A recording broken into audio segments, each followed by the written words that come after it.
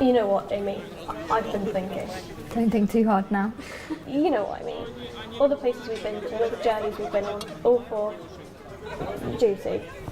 That's an understatement. I know, right? Do you remember that one officer, lieutenant, whatever, I can't remember.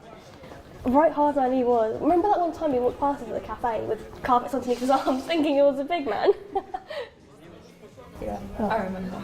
Oh, what he did to Sam was so wrong and you got away with it too. I remember it was winter and it was snowy. Enough to make snowballs. I remember you looked at the snow and you looked at me, you looked at him in the distance and said, I dare you. Oh my god, of course. I forgot that bit. No, because right, so I was there.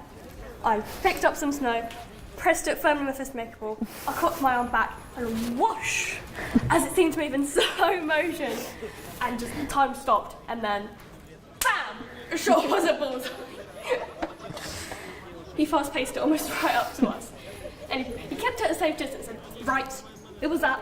I said, gotta guess. One of us, you gotta guess who it was. Oh, it's supposed to be good. And we both just shrugged our shoulders and laughed. And you said, try it, big lad.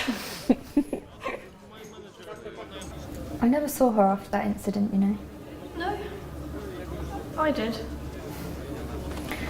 What an idiot. I'll drink to that. To good health.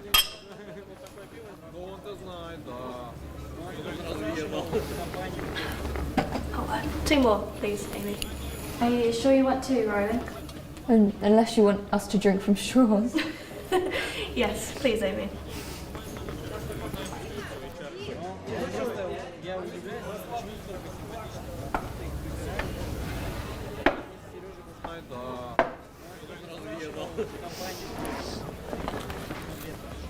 To good health.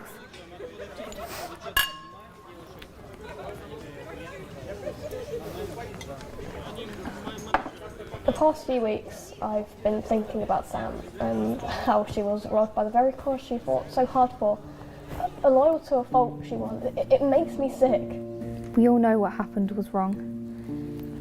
That glory-chasing idiot of a lieutenant officer, whatever, I don't fucking care.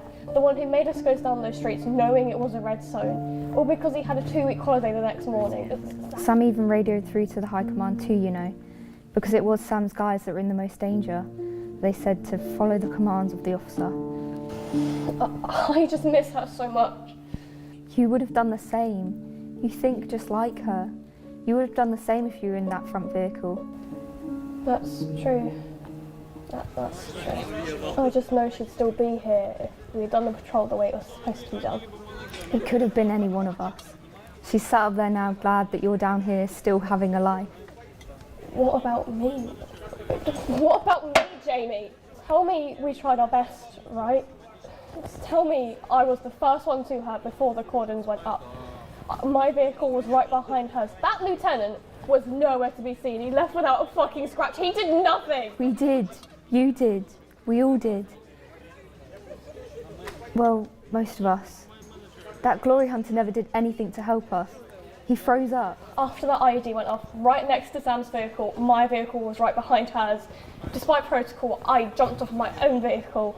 My gunner knew what to do, and when I got to her lying on the floor, I knew there was nothing I could do.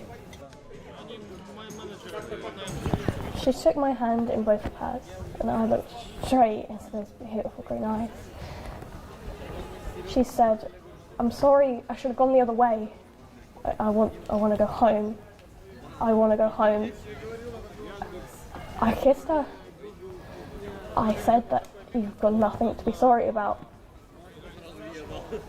Her last words to me were, I love you, and tell my family I love them too. Her arms went limp, her head sank, and her eyes went blank. Sam used to look at me like that. To good health. To good health. Thanks, Amy. See you again. Yeah, see you again.